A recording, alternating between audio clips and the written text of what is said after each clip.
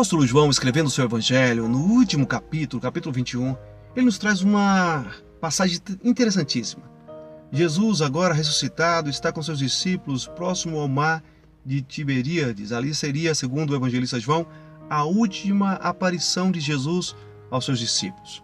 Nessa ocasião, Jesus ele consola Pedro, ele cura o coração de Pedro, restaura o ministério de Pedro e faz algumas revelações para os discípulos acerca dos seus ministérios e principalmente acerca da vida, inclusive da morte, de como Pedro iria morrer martirizado. E então ele pergunta para Jesus acerca de João. Ao verso 21 do capítulo 21 de João, Pedro diz assim: Senhor, e quanto a ele?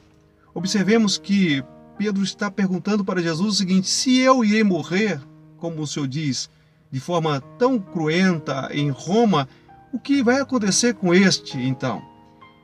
Esta é sempre uma predisposição do ser humano.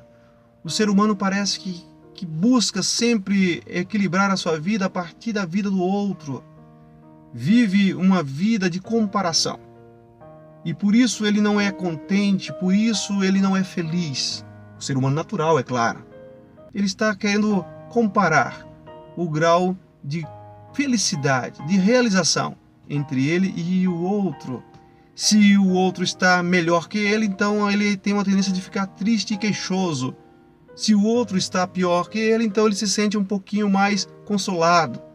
Isso é maligno, isso faz parte da natureza caída do ser humano e nós devemos lutar contra isso.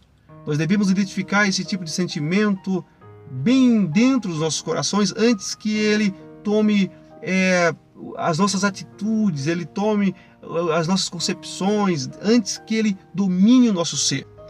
E diante desta pergunta que Pedro faz para Jesus, Jesus responde no verso 22 o seguinte: se eu quiser que ele permaneça vivo até que eu volte, o que lhe importa?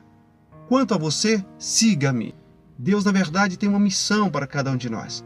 E ele escreveu uma história para cada um de nós.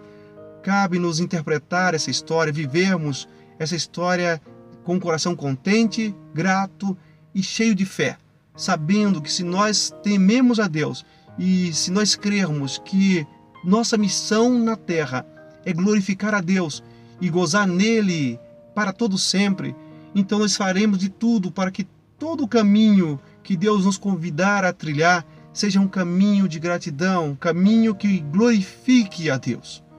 Vamos crer que todas as coisas cooperam para o bem daqueles que amam a Deus e que são chamados segundo os seus propósitos.